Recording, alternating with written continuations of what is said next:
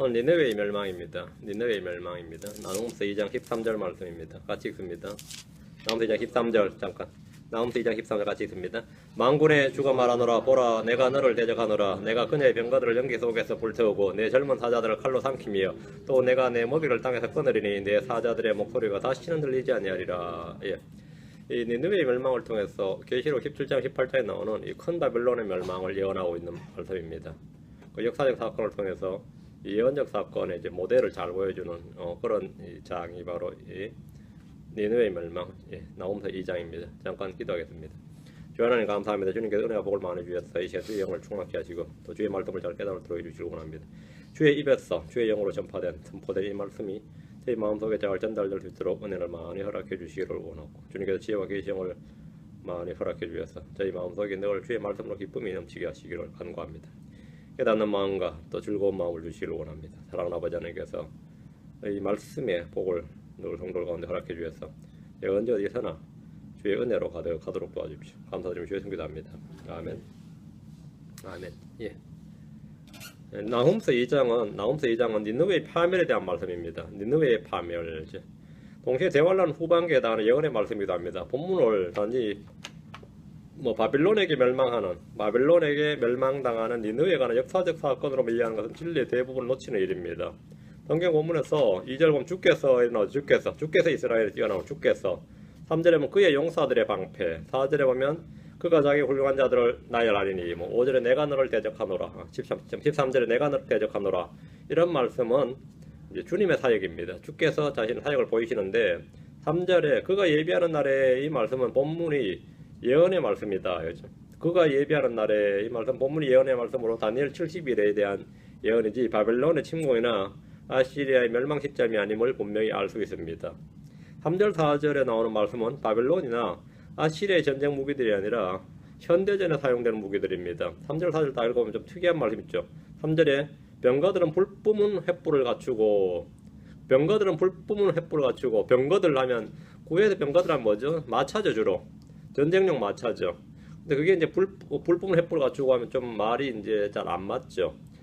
구약에서 그 당시에 아시리아나 바빌론 때 전쟁 때 불 뿜는다 그러면 기껏 해봐야 횃불이죠. 아니면 이제 불화살인데, 여러분 생각할 때 불화살이 어떤 것 같아요? 영화나 TV 보면 화살 앞에 불 붙여가지고 팍 쏘면 가서 상대방의 적기나 집이나 불 확 태우는 걸로 돼 있죠. 근데 불 붙여가지고 쏴버리면 꺼져버립니다. 속도에 의해서 그 말이 안 되는 거죠, 특히. 근데 영화상 기법으로 이제 그렇게 하는 거지. 이런 건 전혀 안 되는 말이죠. 그냥 날아가기도 힘든데 불까지 붙여가지고 무사히 날아가서 탁 꽂히면 있던 불도 꺼지지. 불이 팍 붙는다는 건 그냥 영화나 저거고 실제로 말이 전혀 안 되는 이야기고요. 근데 그런 정도? 그 정도 이야기입니다. 근데 지금 3절은 그런 이야기 아니죠. 병거들은 불뿜은 횃불을 갖추고, 이 말씀은 하늘을 나는 전투기나 화약 무기들을 장착한 전차들이나 헬기나 전투기 등을 연상하게 하는 말입니다. 만화 영화나 공상 과학 영화에만 나오는 것이 아닙니다. 요즘 병거들은 대부분 다 이 불 뿜는 병거들이죠. 그렇죠? 여러분이 만약 비행기나 로켓이나 첨단 장치들이 고속으로 출발할 때 엔진에서 불을 뿜는 장면을 다 쉽게 볼 수 있습니다. 불 뿜는 병거들이죠. 4절에 병거들이 거리에서 맹위를 떨치고 그것들이 횃불같이 보이며 번개같이 달려가리라. 이 말씀 역시 현대전에서 사용되는 무기들입니다. 이거 딱 보면 그냥 와닿죠. 3절 4절에 나오는 병거들은 현대 전차나 탱커 같은 지상전의 무기들이나 공중을 장악하는 무기들에 대한 묘사와 정확히 일치합니다. 이것들은 당시 바벨론의 군대와 말들이 이끄는 병거와는 전혀 관련이 없습니다. 이것은 최소한 2차 세계대전 이후의 무기들이에요. 3절 4절 이야기는 요즘 무기들은 다 이렇죠. 이 번개같이 달려가리라 하면 이거는 마하 이런 비행기들 있죠. 마하 음속을 돌파하는 비행기들이다, 이런 비행기들이죠. 번개같이 달려가리라 합니다. 미국도 지금 개발하는 비행기가 미국에서 최고 먼 지역까지 30분 이내에 도착할 수 있는 비행기를 만드는 거예요. 그렇게 하면, 그것만 가능하면 지상군을 세계 각곳에 둘 필요가 없는 거죠. 지상군을 좀 주한미군을 지금 몇 명인지 모르겠는데, 제가 있을 때 38,000명이었는데 주한미군 몇 명, 사우디아라비아의 몇 명, 일본 주일 미군 몇 명, 독일의 나토군 몇 명, 이렇게 지금 파송이 돼 있는데 돈이 너무 많이 드는 거예요. 유지하기가 힘도 들고. 근데 30분 이내로만 비행기가 갈 수 있는 전투기가 갈 수 있다면 뭐 지상군을 파송해 놓을 필요가 없는 거죠. 그냥 바로 여기서 출발하면 되니까 어느 기지에서. 그게 꿈인데 그런 비행기들이 이제 만들어지면 어떻게 되는 거죠? 이제 번개같이 달려가리란 말이 문자 그대로죠. 번개같이 달려가리라. 예. 병가들이 거리에서 맹일 떨치고 뭐 이런 말씀이 예, 정확히 문자적입니다. 3절 4절에 나오는 병가들의 현대 전차와 예, 이런 무기, 다른 비행기와 같은 무기들이다 말이죠. 이런 것들에 대해서 이제 주석을 보면 그렇게 되는 주석이 없어요. 예, 안 믿으니까. 무슨 나훔이 뭐 설마 그런 것에 대한 기록을 했겠느냐 이런 거죠. 이것들은 당시 바빌론의 군대 말들이 이끄는 병과는 사실 전혀 관련이 없는데 거기 맞춰서 해석을 하려니까 느부갓네살의 병과들이 어떻게 되는 거죠? 예, 번개같이 날아야 되는데 상당히 어려운 거지. 좀 뻥이 심하네 뭐 이래야 되겠죠? 그래야 되는 거죠. 우리는 그렇게 안 본다. 왜냐면 우리는 기록된 대로 봅니다. 수천 년 전에 기록된 성경에 무슨 핵무기나 비행기나 화학무기 같은 것들이 나오고 현대과학보다 우선 수많은 과학적 사실들이 나오겠느냐. 근데 사실은 그런 것들이 많이 나옵니다. 그럼 우리는 그런 데 놀라지 않습니다. 이 병가들은 말들이 끄는 것이 아니라 연료를 사용한다는 사실은 이사야 9장 5절에 잘 나옵니다. 용사의 모든 싸움에는 어지러운 소리와 피해 젖은 옷이 있으니 이 싸움에는 불을 지피는 땔감과 불사른 일이 있느니라. 그러니까 여러분 불을 지피는 땔감과 있는데 이게 with burning and fuel of fire입니다. 이게 뭐죠? 화약을 중심으로 또는 화성 기름 화석 연료라는 거죠. fuel of fire 이래 됐다고. 킹제임 성경이 얼마 잘 됐는지 몰라요. with burning 불타는 burning and fuel of fire 이래 됐어요. 현대적으로 사용되는 모든 무기들이 이거죠. 이런 일이 있다 이거죠. 전쟁에 연료를 사용하는 전쟁 무기들이 동원된다. 연료를 사용하는 무기들이 동원된다. 이 사실이 성경에 나옵니다. 성경은 현 시대를 넘어서 마지막 때에 있을 일들을 기록하고 있으며 예언의 책이라는 사실을 해서 외면애들에게는 이런 진리가 전혀 보이지 않을 겁니다. 자, 본문을 보겠습니다. 1절 산산조각 부수는 자가 내 얼굴 앞에 올라왔으니 여기 산산조각 부수는 자 여기다가 언더라인 하시고 내 얼굴 앞에 올라왔으니 요새를 지키고 길을 감시하며 내 허리를 강하게 하고 내 힘을 심히 강하게 할지어다. 그리고 이렇게 한다고 해서 뭐 막을 수 있는 것도 아니에요. 산산조각 부수는 자가 누구냐면 역사적으로는 니느웨 멸망에 대한 전쟁에 적용하면 건 바벨론 군대고요. 유다에 적용해도 바벨론 군대입니다. 하나님은 바벨론의 느부갓네살 왕을 내 도끼라고 하셨고 그 도끼를 사용해서 민족들을 산산조각 부수셨습니다. 이사야 10장 15절에 보면 내 도끼다 이랬거든요. 예레미야 50장 3절에서는 느부갓네살 왕을 가지고 쇠망치라 해머라 그래요. 해머. 바벨론 왕은 하나님이 사용하신 도끼고 쇠망치였습니다. 예레미야 50장 3절로 갑니다. 나오면서 본문에는 이제 딱 갈피를 꽂아 놓으시고 잠깐만. 내 성경이 어째 갈피들이 하나같이 이렇게 다 잘렸냐? 동규 네가 잘랐나? 가위로? 아니죠. 예레미야 50장 3절입니다. 이 갈피 아주 중요한 거다. 자르지 마라. 예레미야 50장 3절. 어찌 온 땅의 쇠망치가 쪼개어지고 부러졌는가? 어찌 바빌론이 민족들 가운데서 황폐한 곳이 되었는가? 이제 보면 어찌 온 땅의 쇠망치가 쪼개어지고 이제 바빌론은 뭐라고 돼 있죠? 온 땅의 쇠망치 이래 돼 있어요. 온 땅을 때려 부수는 쇠망치였다. 하나님의 쇠망치였다는 거죠. 바빌론을 지금 온 땅의 쇠망치 이렇게 말하는데 결국은 이 쇠망치도 쪼개지더라 이거죠. 그건 누구한테? 하나님한테. 쇠망치가 결국 쪼개지고 부러집니다. 특이한 점은 이사야 10장 5절에서 바빌론 왕을 일컬어서 그 아시리아 사람이래 말했어요. 바빌론 왕이 왜 아시리아 사람이에요? 근데 성경이 지금 이사야 10장 5절은 그 아시리아 사람이래 부르고 있습니다. 이사야 10장 5절 갑니다. 오, 내 분노의 막대기 아시리아 사람이요. 그들의 손에 있는 지팡이는 내 경론이라 하죠. 역사적으로 하나님께서 아시리아와 바빌론 사용하셔서 이스라엘을 벌주셨는데 하지만 주님은 그들 모두를 심판하십니다. 그래서 아시리아 사람 이랬어요. 자, 아시리아 사람이라는 것은 적그릇을 예표하는 인물입니다. 자, 다시 1절입니다. 산산조각 부수는 자는 바벨론 왕 느부갓네살이고 그 아시리아 사람으로 불립니다. 자, 예레미야 50장 51장으로 와서 20절에서 23절. 예레미야 51장 20절에서 23절입니다. 너가 누구냐? 바벨론 왕입니다. 느부갓네살이에요. 너는 나의 싸우는 도끼요 전쟁 무기니 내가 너를 써서 민족들을 산산조각 내고 너를 써서 왕국들을 멸하리라. 주님께서 이 바벨론 왕을 나의 도끼, 나의 전쟁 무기라고 그랬단 말이에요.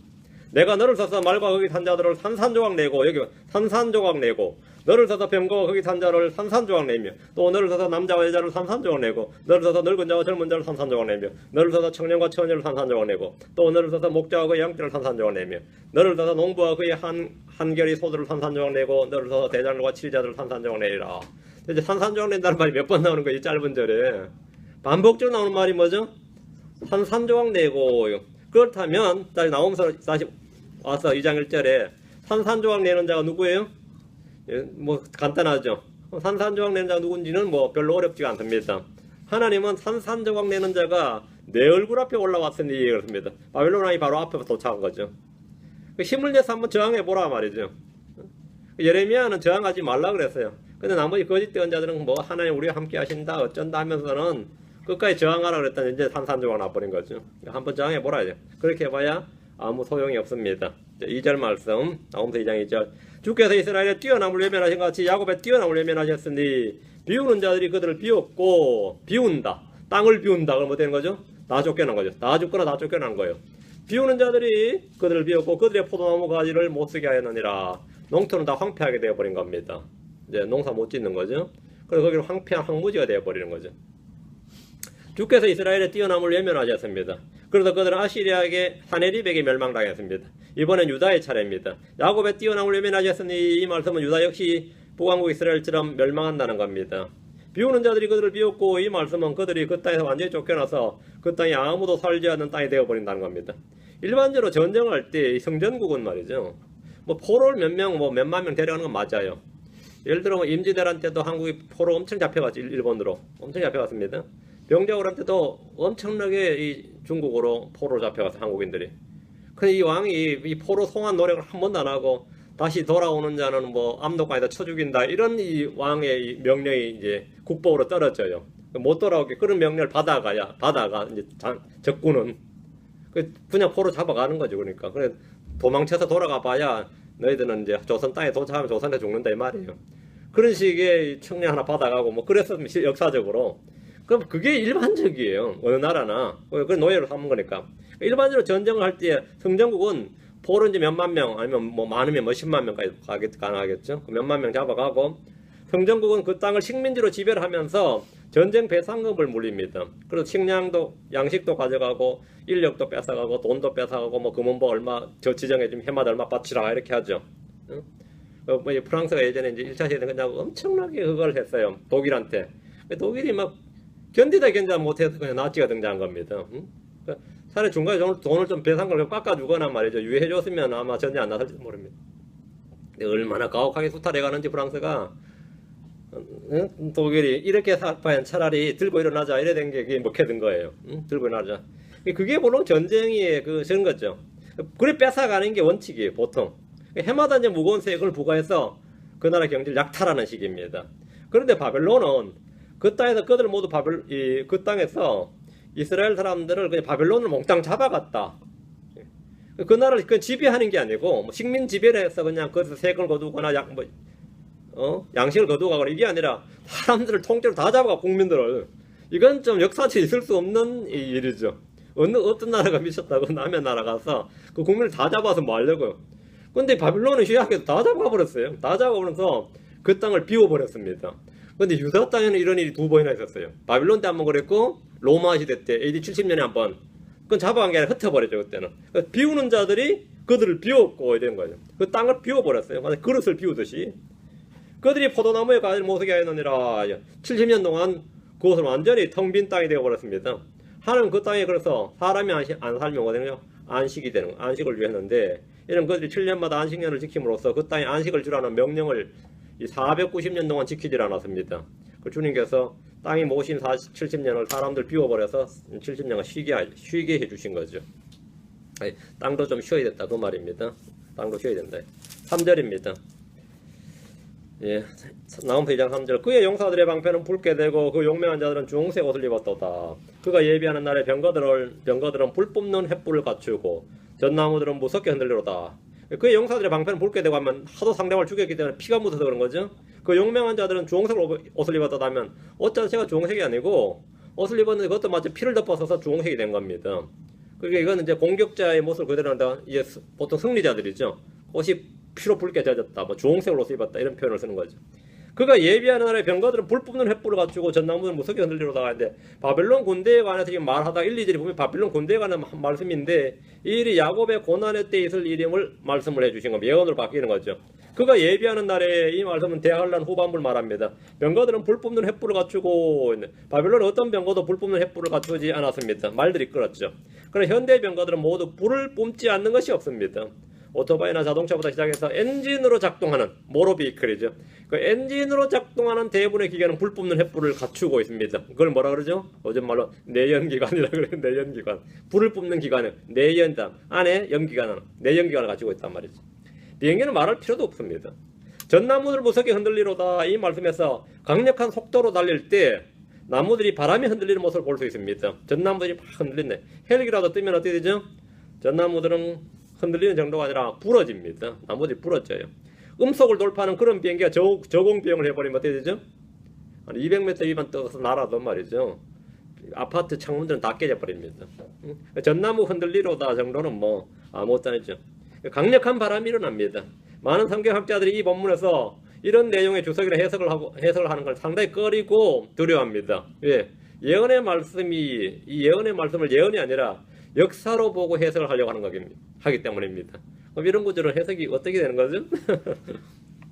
사람이 전나무 흔드는 건가요? 예. 뭐 땅이 뭐 하도 사람들이 군인이 많이 와가지고 땅이 막 지축이 흔들린다. 그래서 전나무 흔들린다. 뭐 그 정도 해석하면 가능하겠네요. 군대에 군인이 하도 많이 와가지고 그죠?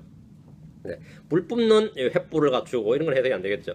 그러다 보니까 이제 말씀이 자꾸 이제 뒤틀리는 겁니다. 그냥 있는 그대로 해석을 해서 말씀에서 이걸 받아야 됩니다. 우리가 해석으로 말씀을 틀면 안 됩니다. 4절 병거들이 거리에서 맹위를 떨치고 넓은 길에서 서로 밀치며 나아가리니 그것들이 횃불같이 보이며 그것들이 번개같이 달려가리라.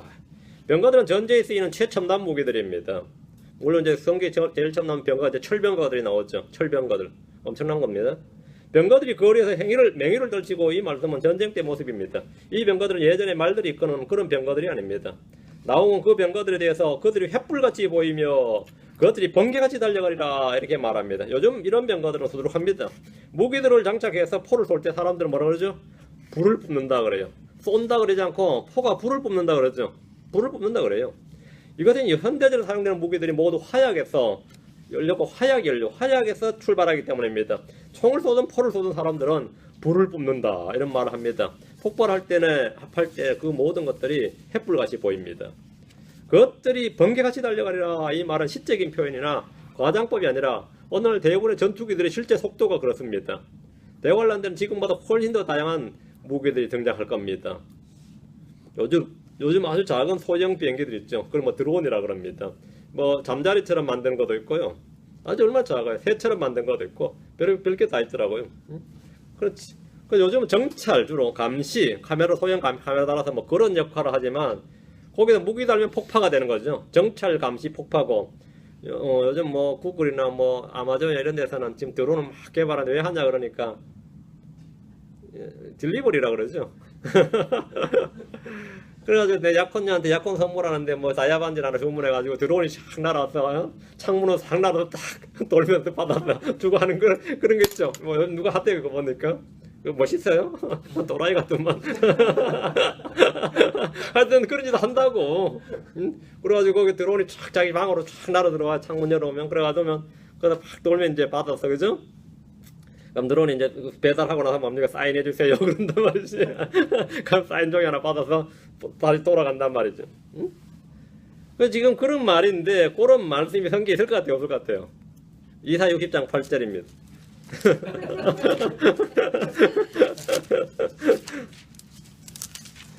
이사 60장 8절에 구름같이 날아오며 비둘기가 자기 창문으로 날아가는 것 같이 날아오는 이 자들은 누구냐 그렇죠. 드론입니다. 그런 거죠.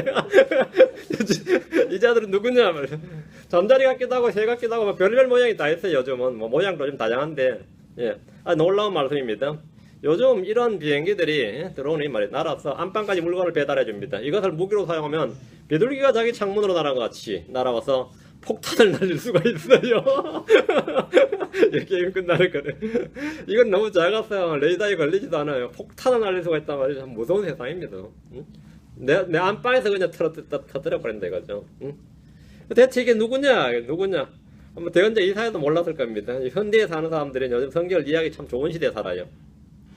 우리는 어느 시대에 사는 사람들보다 성경을 더욱더 문자적으로 이해할 수 있습니다. 예전에 사람들 이런 말씀을 읽을 때 대부분 비유나 상징적으로 이해했다면 우리는 문자 그대로 이것이 사실임을 쉽게 이해합니다. 다시 나오면 다시 가서 5절입니다. 나오면 2장 5절입니다. 그가 자기 훌륭한 자들을 나열하리니 그들이 걷는 가운데 걸려 넘어지며 급히 그곳에 성벽에 이르러 방할 것을 예비하리로다. 예. 주의 군대들이 딱 진을 치고 딱 전열이 되면 그들이 걷는 가운데 넘어지죠 당연히. 그리고 빨리 이제 방어 태세를 갖추는데 요거는 이제 봅시다. 1절부터 5절까지 말씀은 역사적으로 적용하면 이제 바벨론의 예루살렘 공격에 관한 거, 또 뭐 아시리아 니느웨를 공격한 거 이런 거 되는데 예루살렘은 바벨론의 군대에게 철저하게 파괴가 됩니다. 이 모습은 장차 계시록 11장 13절에서 예루살렘이 무너지는 것의 모형입니다. 계시록 11장 13절에 바로 그 시각에 큰 지진이 나서 그 도시 10분의 1이 무너지고 그 지진으로 사람들 중에 7,000명이 죽었더라. 그 남은 자들이 놀라며 하늘에 하나님께 영광을 돌리더라.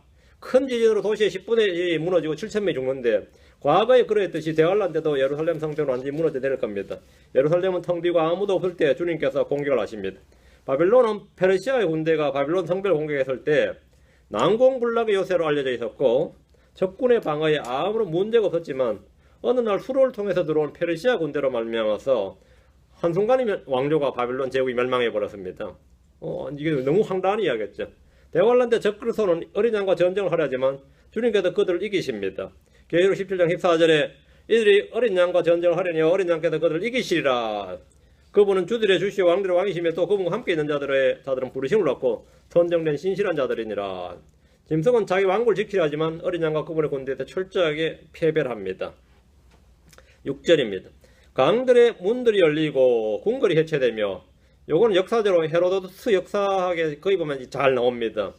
이 역사책에 실제 기록이 되어 있는 사건인데 메데 페르시아 연합군이 바벨론을 침공을 했는데 이 문제는 바벨론 성벽이 얼마나 두껍고 넓었던지 말이죠. 어떻게 할 수가 없어요. 그냥 성벽 밖에만 군인이 진을 치고 있을 뿐이지 성벽을 넘을 수가 없었습니다. 넘을 수가 없어요. 이건 부술 수도 없고 뭐 어떻게 할 수가 없었어요. 바벨론 성벽은 당시 사람들의 힘으로는 무너뜨릴 수 없는 그런 견고한 성이었습니다. 그 바벨론 안에서 잔치 벌이고 놀았어요. 성벽 밖에서 지금 군인들이 지금 진을 치고 있는데 안에서 잔치 벌이고 놀 만큼 튼튼했습니다. 그래서 밖에서 몇 년 동안 포위만 하고 있다가 안 되겠어요. 그런데 이제 거기 걸출한 장군이 하나 있었는데 그 사람이 고레스였어요. 나중에 페르시아 왕이 되는 거죠. 이 고레스라는 사람이 어떻게 하면 이 바벨론 저걸 넘을 수 있을까 이렇게 고민하다가 어느 정탐꾼이 힌트를 줬어요. 여기에는 수로가 있습니다. 이렇게. 바벨론으로는 수로가 있다가 밖에서 몇 년 동안 포위하고 있다가 어떻게 할 수가 없는데 수로를 통해서 공격하자는데 문제는 수로에 철문이 있어서 그 철문을 못 뚫으면 게임이 끝난다 이거예요. 근데 이 바벨론 군대가 얼마나 얼이 빠졌냐면 뭐 그건 상상도 못하고 있다가 어느 날 철문이 열려있는 날이 있었어요. 수문이 열려있었다. 그날 게임이 끝난 거였습니다. 그날 하루는 놈들이 이 수문이 안 잠그고 말이죠. 우리 차문 안 잠그고 내리듯이 어느 사고 나는 날이 있을 것이다. 이렇게 이제 인내로 기다려서 그걸 찾아낸 거죠. 그래서 바벨론 군대의 방심으로 수문이 열려 있었던 날이 있었는데 그게 바로 6절 말씀이에요. 강들의 문들이 열리고 궁궐이 해체되며입니다. 강들의 문들이 이 문자 그대로였어요. 이 말씀은 바벨론 제국의 멸망에 관한 글입니다. 이는 고레스가 태어나기 약 170년 전에 대언자 이사야를 통해 미리 말씀해 주셨습니다. 이사야 45장 1절에 주가 자신의 기름 부음 받은 자 고레스에게 같이 말하노라. 고레스가 태어나기 전에 대언자 이사야가 실명을 딱 거론해 놨습니다. 실명을. 이게 진짜 예언서죠. 대충 얼버무린 게 아니라 정확한 이름을 딱 고레스에게 같이 말하더라. 내가 그의 오른손을 붙들고 민족들을 그 앞에 항복하게 하였으며 또 왕들의 허리를 풀어 문짝의 2개의 성문들을 그 앞에 열게 하고 그 성문들을 닫지 못하게 하리라. 그 수문이 활짝 열려가지고 그냥 들어가는 건데 문자 그대로였습니다. 고레스란 이름이 성경책에 정확히 실명으로 기록되어 있고 그들이 어떻게 바벨론을 침공해서 들어가서 이 정보를 했는지가 딱 예언되어 있습니다. 그는 페르시아의 왕으로 바벨론을 무너뜨려서 유다의 귀환을 허락한 왕입니다. 이때 누가 그때까지 총리를 하게 됐냐면 다니엘이었어요. 그 다니엘은 이 페르시아 왕이 그날 점령을 알았습니다. 왜? 이 벨사살 궁벽에 벽에 글자가 나타났어요. 메네 대결 우바르신 있죠. 메네 대결 우바르신 그 글자 나타나면 그날 밤에 이 다니엘은 알았습니다. 오늘 밤에 이 나라 끝난다는 걸, 바벨론이 끝난다는 걸. 그런 이제 페르시아 제국의 왕이 이제 딱 새벽에 들이닥친 거예요. 새벽에 한참 연애 끝나고 이제 건드리 만들 퍼져 있는데 새벽에 들이닥쳐서 일반 백성들은 왕조가 바뀐 줄도 몰랐습니다. 그날 밤에 왕국이 뒤집어져 버린 거예요. 그게 바벨론 제국에서 페르시아 제국으로 넘어가 버린 겁니다. 엄청난 이야기지. 메데 페르시아 제국으로 넘어가 버린 건데, 그리고 그때 누가 저랬어요? 다니엘이 그때 있었다면 페르시아 왕 고레스까지 있었어요. 먼저 삼촌인 메데 왕이 먼저 왕을 하고 페르시아 제국, 그 다음에 왕의 순서가 그 다음에 고레스 왕을 했거든요. 그때까지 다니엘이 예언서를 쫙 펴준 거지. 덕분에 이 페르시아 왕은 유대인들을 아주 잘 대해줘서 보면 주의한 명령을 내린 거예요. 바로 당신이 여기 나온다. 나는 너를 기다리고 있었노라. 이렇게 성경책을 쫙 이사야서를 쫙 펴주고 당신 오길 기다리고 있었노라 된 겁니다. 그 당시 사람들은 뭐 이런 것들은 요즘처럼 믿음 없는 사람들은 안 믿겠지만 뭐 자연스럽게 받아들였던 거죠. 예, 그렇게 된 겁니다. 지금 7절입니다. 나홈서 2장 7절. 후사압은 포로로 끌려가리니 그녀의 시녀들이 가슴을 치면서 비둘기 소리를 내며 그녀를 인도하리라. 후사압은 뜻이 고정된 자란 뜻입니다. 그래서 뜻이 fixed 또는 똑바로 이런 뜻이라서 이 후사압을 한국말로 성경 번역할 때 난감했어요. 그러니까 흠정역에서는 그냥 후사압이라고 그냥 그대로 번역을 했고요. 발음되는 대로 후자부, 그걸 후자부인가 히브리어로 그럴 겁니다. 후자부. 근데 아마 개혁성경이 이걸 의미로 번역해서 정명대로 이렇게 정명대로 포로로 끌려가고 무슨 말인지 모르겠죠. 한국말이 이해가 안 될 겁니다. 뭐 바른 길대로 끌려가고 뭐 이런 정해진 대로 끌려가고 뭐 이런 뜻으로 했을 겁니다. 후사압은 포로로 끌려가고, 근데 그녀의 시녀들이 했으니까 후사압이 뭐죠? 사람 이름이죠. 그녀의 또는 재산 뭐 존재가 있는 거죠. 그녀의 시녀들이 예를 들어 이게 바빌론 궁이라면 바빌론 궁녀들이 이래 되겠죠. 후사압이 누군가 아니면 뭔가예요. 그녀의 시녀들이 가슴을 치면서 비둘기 소리를 내며 그녀를 인도하리라. 후사압은 이런 뜻인데, 유대인들은 이 유대의 랍비들은 이 후사압을 나오미 활동하던 당시 느느의 여왕이었다 이렇게. 그래서 대부분 다 이게 이제 정통 해석입니다. 왜요? 왜냐면 후사압이란 말이 성경에 한 번밖에 안 나오기 때문에 다 관련 구절이 없어요. 그러니까 이건 해석을 어떻게 할 수가 없는 거죠. 다른 성경을 비교해서. 성경 전체 나오지 않는 참조 구절이 크니까 이런데, 이 히브리어 사전을 편집한 이 사무엘 데이비슨에 따르면 후사압이란 단어가 사실은 일반 언어였다 이거예요. 후사압이란 단어는 성가대 지휘자에게 사용이 되었고, 그 의미는 뜻은 본래 완벽한 상태, 아름답고 영화로운 것, 어떤 것, 정복자에게 쓰이는 말이라고 그랬는데, 이렇게 딱 말을 이 사전 어휘를 딱 정해놓고 보니까 누님이 누군지가 딱 나타난 거죠. 성가대 지휘자, 찬양 지휘자에다가 본래 완벽하고 아름답고 영화로우면 그룹이네 이런 거죠. 그래서 28장에 나오는 그룹의 상태, 그룹이네 이래 된 거죠. 응? 그렇다 이 인물에 해당하는 사람은 이 기름 부음 받은 그룹으로 불리는 루시퍼밖에 없는 거죠. 응? 본문은 그녀의 시녀들이라고 하면서 후사압 여자임을 좀 말해주는데, 나홈서 3장으로 가서 오른쪽에 3장 4절 7절에 보면 어떤 여자가 나옵니다. 3장 4절에 이는 마술의 여주인 곧 잘생긴 창녀가 많은 행음을 벌이기 때문이라. 마술의 여주인 잘생긴 처녀 이래 나오죠.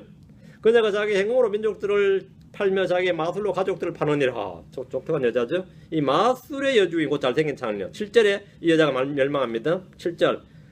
너를 바라보는 모든 자들이 내게서 도망하며 이르기를 니느웨가 피폐하게 되었은지 누가 그녀를 위해 애곡하려, 내가 어디서 너를 위해 위로할 자들을 구하려 하리라. 그렇다면 후사압이란 여자가 누구인지 그 정체를 아는 것이 별로 어렵지가 않습니다. 계시록 17장에 이 여자의 정체가 나옵니다. 누구죠? 많은 물들 위에 앉은 큰 음녀, 7머리와 10뿔을 가진 주홍색 짐승이 앉은 여자, 음행하는 여자, 창녀 나오죠. 그럼 이 여자는 이런 거죠. 그녀 이름은 신비라 큰 바벨론이나 땅의 창녀들과 가장 같은 엄이라 이럽니다. 예루살렘이 어린 양의 신부라면 큰 바벨론은 사탄의 신부입니다. 여기서 후사알은 큰 바벨론을 나타내는 누구 또는 그 무엇인데, 큰 바벨론 나타내는, 여기서는 니느웨 성이 바로 그런 것이죠. 아니면 바벨론이 지금 멸망했으니까 이 바벨론이 바로 문자적 바빌론, 고대 바빌론이 큰 바빌론의 예표단 말이에요. 바빌론을 지칭한다 이렇게 보면 됩니다. 왜 앞에 6절에서도 바빌론 이야기였으니까 당연하게 바빌론이겠구나. 그리고 이거는 예언적으로 지금 큰 바빌론의 멸망을 말하는 거구나 이렇게 말씀을 이해하면 됩니다. 예. 8절입니다. 오직 니느웨는 옛적부터 물이 모인 연못 같으나, 자, 오직 니느웨는 이랬죠. 8절. 오직 니느웨는 지금 7절까지 하고 나서 8절에서 내용이 딱 바뀐단 말이죠. 오직 니느웨는 그 7절까지가 바빌론 이야기였단 말이죠. 그렇죠?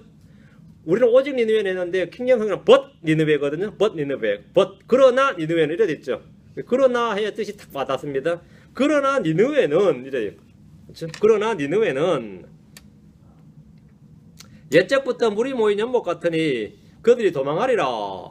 그들이 외쳐 말하기를 서라 해도 아무도 뒤를 돌아보지 아니하리라. 바빌론이 멸망한 후에 니느웨는 자신들의 몫을 차지해서 옵니다. 성경은 오직 니느웨는 옛적부터 물이 모인 연못 같으나 니느웨 특성을 잘 나타내는 말입니다. 문화라는 게 말이죠. 이 종착역 문화가 있고 지나가는 게 있어요. 종착역. 뭐든지 딱 여기서 스쳐 지나가느냐. 그럼 유행이 빨리빨리 변하죠. 거기는 문화를 받아들였다 그걸 버려버리니까. 그게 마치 그는 지나가는 거야. 그런데 어떤 곳은 다 받아들여. 종착역에 거기가. 그걸 계속해서 보는데 이 니느웨라는 도시는 이 종착역 문화가 있는 거죠. 물이 모인 연못 같다는 말은 물이 계속 모였어요. 강은 흐르죠. 연못은 모인단 말이죠.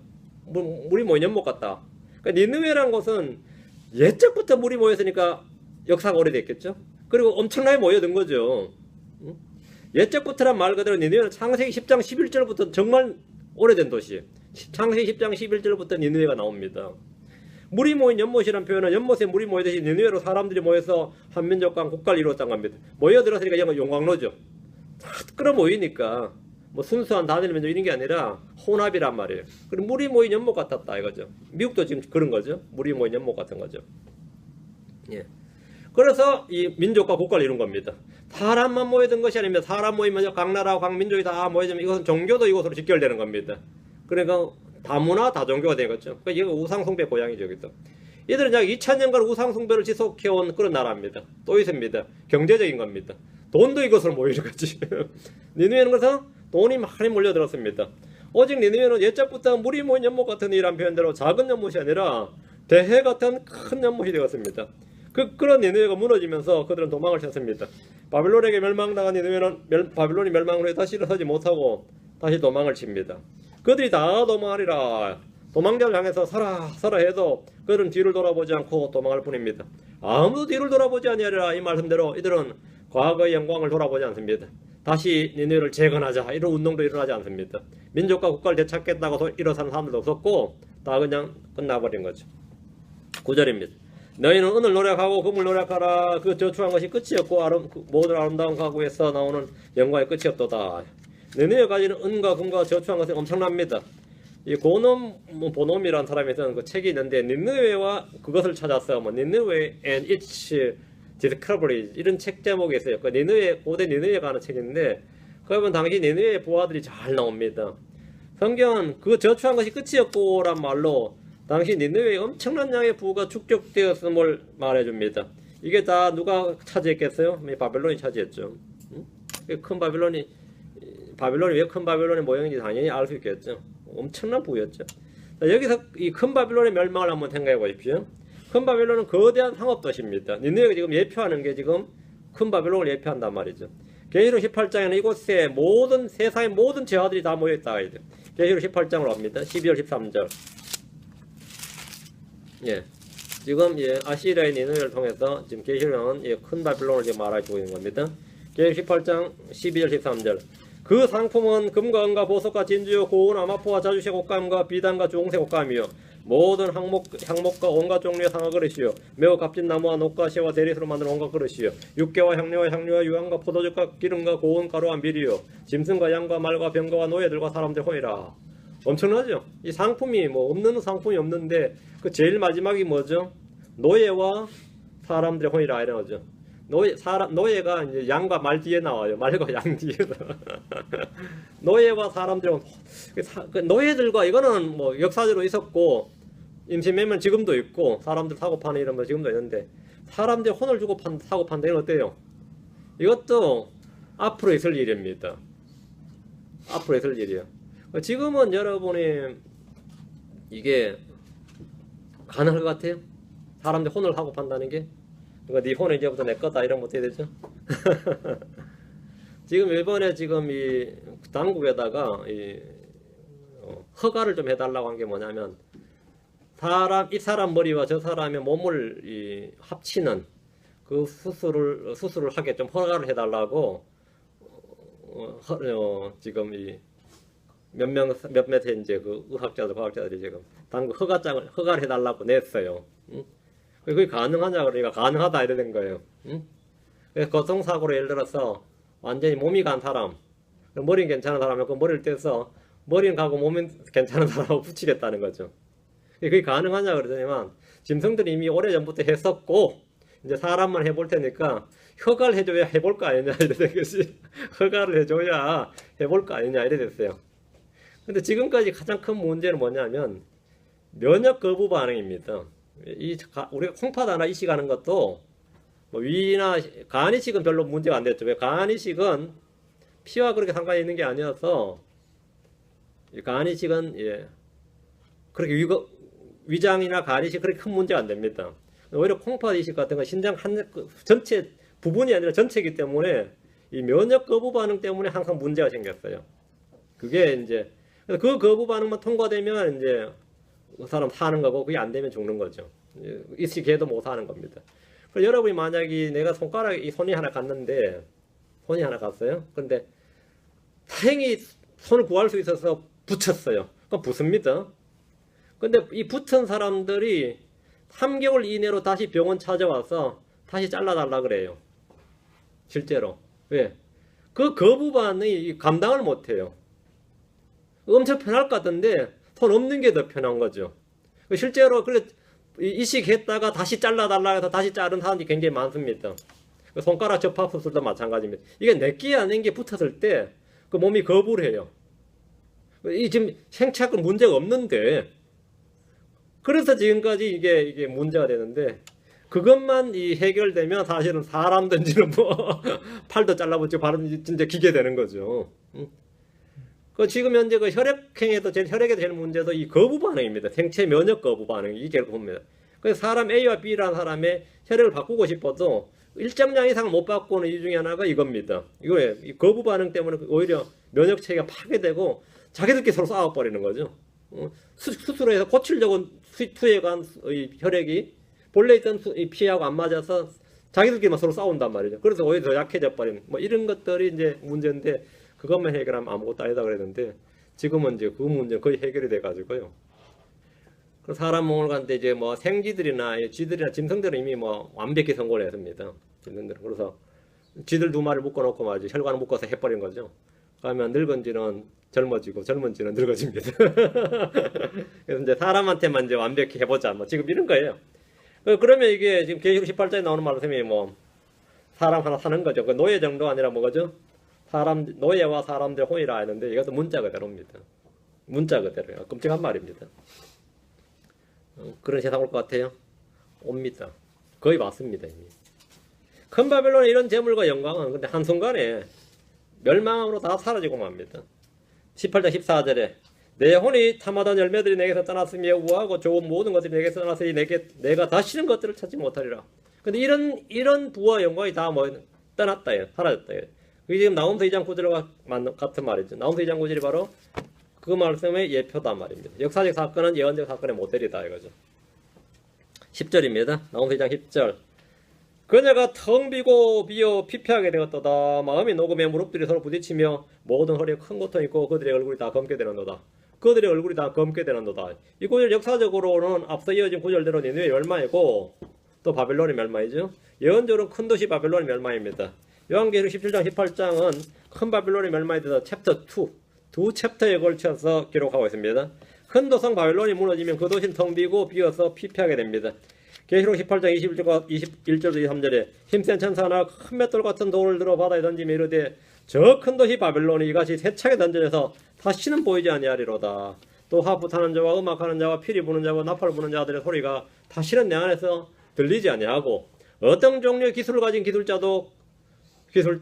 기술자든지 그도 다시는 내 안에서 보이지 아니하며 또 맷돌 소리가 다시는 내 안에서 들리지 아니하고 등잔불빛이 다시는 내 안에서 비치지 않으며 신랑과 신부의 음성도 다시는 내 안에서 들리지 아니하로다. 내 상인들은 땅의 위대한 자들이었으며 내 마법의 모든 민족들이 속아 넘어갔도다. 이 도시가 망하면서 그 속에 다 비어버려 아무도 안 산다는 겁니다. 사람들의 마음이 녹으면서 무릎들이 서로 부딪힙니다. 무릎이 부딪힌단 말이죠. 다리가 떨기 때문에 그렇죠. 모든 허리에 고통이 있다는 것은 일어서지도 못할 정도란 말입니다. 그들의 얼굴이 다 검게 되는도다. 이 말씀은 얼굴이 타버리는 건데 병거들에서 그 나오는 불빛과 주님이 비추는 광채와 하늘이 타는 열기 등의 하늘의 그 타는 열기 등으로 사람의 얼굴을 검게 해버린 것들이 너무 많습니다.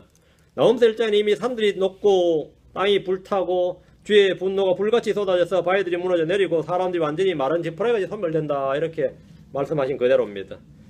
요엘서 2장 6절에도 대환란 때 전능자의 큰 날이 있을 전쟁으로 인해서 요엘서 2장 6절 한번 보죠. 요엘서 2장 6절, 에스겔서 20장 47절. 요엘서 2장 6절. 예. 요엘서 2장 6절. 그들의 얼굴 앞에서 백성들이 크게 고통을 받으며 모든 얼굴이 검게 되리라. 모든 얼굴이 뭐 된다? 검게 되리라 했어요. 얼굴이 검게 된다. 말씀하신 그대로 지금 똑같은 말씀입니다.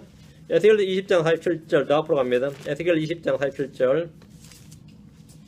남쪽의 숙백이 이르기를 주의 말씀을 들으라. 주 하나님 이같이 말하노라.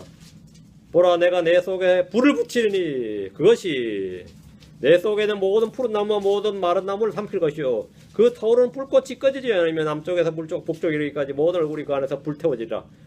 모든 얼굴이 그 안에서 불태워지리라. 끔찍한 말씀입니다. 대환란 때 불에 타 죽는 사람들이 얼마나 많은지 모릅니다. 이때 사람들은 주님께서 그 불을 붙인 줄 알게 됩니다. 성경에 이런 말씀할 때 사람들은 어떤 반응을 보이느냐. 에스겔 20장 49절. 이런 말씀 너무 끔찍한 말씀이죠. 사람이 불 타 죽고 얼굴이 검어지고 말이에요. 검게 된다. 그럼 그 말을 들을 때 듣는 사람들 어떻게 반응을 보이냐고 보세요. 20장 49절. 그때 내가 이르되 주 하나님이여 그들이 나에 대하여 말하기를 그가 비유들을 말하지 아니하느냐 하나이다 하니라. 말씀 선포했더니 뭐라 그런 거죠? 그가 비유들을 말하지 아니하느냐. 그럼 비유다 이거요. 비유다 이런다는 거죠. 이것이 오늘날 이 교만과 불신에 가득 찬 소위 학자들이라는 사람들이 성경을 읽을 때 들을 때 보이는 반응입니다. 성경 말씀에서 믿기 싫은 말씀은 무조건 비유나 상징으로 해석해버립니다. 지옥 이야기 나오면 비유다. 부자 나사로가 지옥 갔다 그러면 뭐죠? 부자 나사로와 부자가 지옥 갔다. 부자와 나사로 지옥 갔다 그러면 그 비유다 그러잖아요. 응? 이해하기 싫은 말, 믿기 싫은 말은 전부 다 비유라 그래요. 아니면 다 상징이라 그럽니다. 자신이 믿고 싶지 않는 것이나 이해하지 못하는 것들이 나올 때면 그것은 비유다, 상징이다. 문자적 하늘이나 문자적 지옥이나 문자적 하늘의 왕국이나 천년왕국, 휴거와 재림이나 육체적 부활이나 그리스도의 심판성이나 영원한 불못이나 셋째 하늘과 낙원이나 그렇죠. 사탄과 마귀들 다 문자 그대로 실체이지 비유가 하나도 없습니다. 비유가 아닙니다. 그런 이야기 할 때 뭐라죠? 그가 비유를 말하지 아니하느냐 이런 거예요. 우리가 어느 날 호련히 하늘로 들림 받는다가 비유를 말하지 아니하느냐 그래요? 하여튼 뭐 믿기 싫은 건 다 비유라 그래요. 믿기 싫은 거는. 그리고 자신이 이해 가능한 방향으로 믿는 걸 뭐라 그래요? 그걸 합리적이라 생각합니다. 그걸 합리적 신앙이라 생각해요. 나 같은 사람 뭐가 되는 거죠? 죽어 마땅한 광신자야. 뭐 그렇게 되는 거죠. 요즘 영화들 보면 말이죠. 제가 영화를 안 봐서 모르는데 가끔 보면 나와요. 꼭 마지막에 뭐 새로운 무기 같은 거 시험할 때 그 교회에서 막 집회하는 놈들을 쏴 죽이는 걸로 나와. 예. 저놈들은 죽어 마땅한 놈들이라는 걸 지금 시민들한테 주입시키고 있는 겁니다. 성경에 기록된 대로 믿는 사람들 말이야. 그 놈들한테 신무기들을 막 이제 사용하는 게 나와요. 요즘 한국에 지금 제일 히트치고 있는 영화도 보면 교회 하나 몰살시키는 걸로 무기 실험한다고 나오거든요. 그러면 그게 뭐냐면 이 시민들이 볼 때는 저놈들 죽어 마땅한 놈들이다 그런 거죠. 우리가 예를 들어서 열렬 신천지 신자를 보면 어떻게 생각해요? 죽음 마땅한 놈들이라는 생각이 들어요. 어떤 생각이 들어? 근데 막 한 3만 명, 5만 명이 막 집회 모여서 막 찬양하고 하는데 저놈들은 죽음 이 세상 필요 없는 놈, 죽어 마땅한 놈들하면 아마 일반인들 생각에는 그게 어떻게 겠어요? 그냥 별 자연스럽게 받아들여진다는 거죠. 지금 현재는 안 그런지 몰라도 앞으로 하면 그럴 겁니다. 그런들은 뭐 당국에서 실험용으로 죽여도 어떻게 되는 거죠? 죽어 마땅한 놈들이라서 뭐 별로 안 아깝다 말이지. 안 아까워요. 차라리 감옥에 있는 사형수들이 아깝지. 저렇게 믿는 사람들은 뭐 이 세상에 죽어도 안 아까운 거지. 저는 그런 들 쓰는 거로 나오는데 걱정하지 마세요. 안 들립니다. 우리 하늘 올라갑니다. 그 전에 올라간다. 이거 걱정하지 마세요. 그런 영화 보고 겁먹지 말라고. 예, 11절입니다. 우리 뭐 영화 보는 사람이 없었어. 뭐 괜찮죠. 영화관에 앉아서 시간 쓰고 돈 쓰고 그러지 마세요. 11절. 사자들의 거처가 어디이며 젊은 사자들의 먹는 곳이 어디냐. 전에는 사자고 늙은 사자와 그 사자의 새끼가 거기서 거닐되 아무도 그것들을 두렵게 하지 못하였으며. 성경에서 사자라고 하면 유다지파인 예수님이 있고 유다지파의 사자인 예수님이 있고 그 라이언 오브 주다에 예수가 있고 삼킬 자를 찾는 울부짖는 사자 마귀가 있습니다. 그렇죠? 야곱은 죽기 전에 아들들에 대해서 대언하면서 유다는 사자 새끼로다.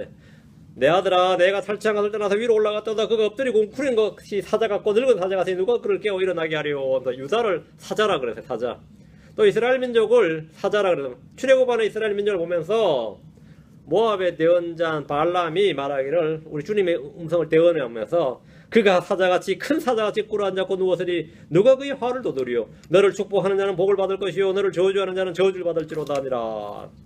그 이스라엘 지파가 이제 사자가 되고요. 주님이 재림하시면 이스라엘 민족은 백수의 제왕인 사자처럼 모든 민족들을 통치하는 사자가 됩니다. 모세는 이 갓 지파에 대해서 신명기 32장 33장 20절에 그가 사자같이 거하며 머리에 관으로 팔을 찢는도다 했습니다. 또 단 지파에게도 단은 사자 새끼요 그가 바산에서 뛰어나오려다 그랬는데 이 단 지파가 사자란 말은 이 마귀 새끼 사자와 닮은 거죠. 단은 배교의 지파거든요. 단, 사자, 독사 이렇게 비유되어 있습니다. 이방 민족들 중에서 사자로 불린 인물은 3명입니다. 이집트 왕 파라오, 아시리아 왕 사네립, 바벨론 왕 느부갓네살 이 3사람이 사자입니다. 두 구절 봅니다. 에스겔서 32장 2절, 예레미야 50장 17절, 에스겔서 보고 앞으로 예레미야로 갑니다. 에스겔서 32장 2절, 사람의 아들아, 누군요? 에스겔한테 하는 말이죠. 사람의 아들아, 이집트 왕 파라오를 위해 애가를 지어 그에게 이르기를 너는 민족들 중에 젊은 사자와 같으며 바다의 고래와 같으니라. 내가 내 강들과 함께 나와 내 발로 물들을 휘저으며 그들의 강들을 더럽혔도다. 자, 지금 이집트 왕 파라오를 두 개로 비유를 해놨죠. 하나는 뭐죠? 예, 젊은 사자, 바다의 고래. 그 이집트 왕 파라오는 젊은 사자고 바다의 고래 이렇게 있죠. 자, 그러면 이게 사자 하나가 파라오고요. 예레미야 50장 17절. 예레미야 50장 17절. 이스라엘은 흩어진 양이라 사자들이 그를 쫓아내었도다. 사자들이 그를 쫓아냈다. 그럼 양이 뭐 사자 앞에는 뭐 아무것도 아니죠. 사자들이 그를 쫓아내었도다. 처음에는 아시리아 왕이 그를 삼켰고 마지막에는 이 바벨론 왕 느부갓네살이 그의 뼈들을 꺾었도다. 사자들하고 둘이 나왔죠. 아시리아 왕, 바벨론 왕. 성경에 3명의 사람을 3명을 뭐라고요? 이방인에서 사자로 불린 3명이 있단 말이에요. 파라오, 이집트의 파라오, 아시리아의 사네립, 그리고 지금 바벨론의 느부갓네살입니다. 이스라엘 이때 뭐가 되는 거죠? 사자가 아니라 이때는 뭐죠? 흩어진 양이다 말이죠. 예. 예레미야 50장 17절이에요. 예레미야 50장 17절. 예. 이때 이스라엘 흩어진 양이었습니다. 흩어진 양이었고 사자들은 아시리아 왕과 바벨론 왕입니다. 사자로 불리는 이스라엘은 회개하고 주님을 믿을 때까지 주님께서 이 땅에 다시 오실 때까지는 뭐죠? 흩어진 양떼 또는 잃어버린 양에 불과합니다. 주님이 다시 오실 때까지 이스라엘은 한 번도 사자 새끼가 못 되는 거죠. 사자는 고사하고 뭐 완전히 뭐 잡혀다니는 흩어진 양떼. 예수님께서 이 땅에 오셨을 때 이스라엘은 사자로다가 아니라 뭐였죠? 잃어버린 양이었다. 흩어진 양떼였다. 이렇게 나옵니다. 흩어진 양떼, 잃어버린 양떼입니다. 그럼 주님이 다시 오셔서 왕국을 세우면 이스라엘은 뭐가 되는 거죠? 예, 사자가 되는 겁니다. 예, 그때는 사자가 되는 거죠. 그 전에는 예, 이 셋이 사자인데 다시 본문으로 나오면서입니다. 12절. 2장 12절. 그 사자가 자기 새끼들을 위해 먹이를 충분히 갈기갈기 찢고 자기 암사자들을 위해 먹이에 목을 조르며 또 자기 구멍을 먹이로 자기 굴을 강탈한 것으로 채웠도다 했습니다. 아시리아의 사네립은 이스라엘을 먹어치운 사자고 바빌론의 느부갓네살은 유다를 먹어치운 사자입니다. 사자가 새끼들을 위해 먹이를 충분히 갈기갈기 찢었다는 것은 이스라엘과 유다가 갈기갈기 찢겼다. 충분히 그만큼 수단을 당했죠. 이스라엘과 유다는 이들 앞에서 사자에게 물린 어린 양에 불과했습니다. 찢기고 물리고 목이 조였습니다. 사자는 자기 구멍을 먹이로 자기 굴을 강탈한 것으로 채웠습니다. 몽땅 다 재물들을 다 옮겼어요. 바빌론으로 다 옮겼는데 왕궁 보고 있는 건 물론이고 뭐 남김없이 다 옮겨버렸습니다. 그래가지고 가득가득 채웠습니다. 물론 이제 성전 기명은 나중에 고레스가 돌려줍니다. 13절입니다. 만군의 주가 말하노라. 보라, 내가 너를 대적하노라. 내가 그녀의 병거들을 연기 속에서 불태우고 내 젊은 사자들을 칼로 삼키며 또 내가 내 먹일 땅에서 끊으리니 내 사자들의 목소리가 다시는 들리지 아니하리라. 주님께서 니느웨를 심판하셨습니다. 주님께서 니느웨를 대적하셨고 아시리아의 병거들을 연기 속에 불태우고 젊은 사자들 왕자들이죠. 왕족들 다 칼로 삼켰습니다. 이스라엘 왕과 아시리아 왕과 관련된 친인척들은 모두 칼에 죽임을 당했습니다. 내가 내 먹이를 땅에서 끊으리니 이는 주님께서 그들이 지배했던 모든 민족들을 끊으셨고 그들은 모두 바벨론의 속국이 되었어. 예. 아시리아의 속국이었다가 바벨론의 속국이 된 거죠. 이제 니느웨의 영향 아래 있는 사람은 아무도 없게 되었습니다. 내 사자들의 목소리가 다시 들리지 아니하리라. 이 말은 니느웨에 더 이상 왕도 없고 관리도 없다. 오고 가는 외교 사절도 있을 수가 없는 거죠. 당연히 사자들의 목소리가 들릴 까닭이 없습니다. 니느웨에 오가는 외교 사절은 없습니다. 13절의 이 모습은 마지막 때 큰 바벨론에 대한 예표입니다. 짐승이 세운 왕국이 완전히 무너지고 그가 지배했던 왕국과 민족은 모두 끊어지면서 큰 바벨론은 아무 사람도 거하지 않는 도시, 텅 빈 도시가 되고 맙니다. 그리고 민족들의 심판이 있고 천연왕국이 세워지는 겁니다. 5가지가 예언의 플랜입니다. 물론 이제 천연왕국 끝난 이후도 영원 세계도 있지만 이 땅에서 말입니다. 이 땅에서 그렇다는 겁니다. 오늘까지가 여기까지가 나홈서 2장입니다. 다음이 나홈서 3장이고 그럼 3월달은 어디에 3월달 목요일에 나 마치는 건가요? 잠깐 기도합시다. 주 하나님 감사합니다. 주님께서 은혜와 복을 주셔서 저희 마음속에 늘 주의 영을 충만케 하시고 또 은혜와 복을 많이 주셔서 하나님의 말씀을 꾸준히 계속해서 주님 오시는 그날까지 이 말씀을 찾고 또 찾고 공부하고 또 공부할 수 있도록 해주시기를 원합니다. 저희 마음속에 하나님의 말씀을 가득 채워주셔서 저희가 말씀으로 살아갈 수 있도록 인도해 주시길 원합니다. 전능하신 주 하나님, 이전 역사를 저에게 알려주시고 또한 다가올 역사들을 알려주시길 원합니다. 성경에 기록된 모든 말씀들이 주의 권능으로 다 성취됨을 믿습니다. 하나님께서 저희들을 참 다시 불러올리시고 이 땅에서 저 하늘로 불러올리시고 그날을 저희가 간절히 소망하며 기다리고 있습니다. 주님께서 속히 오시기를 기도하고 있습니다. 아버지 하나님 은혜 베풀어 주십시오. 감사드리며 주의 승기도합니다. 아멘.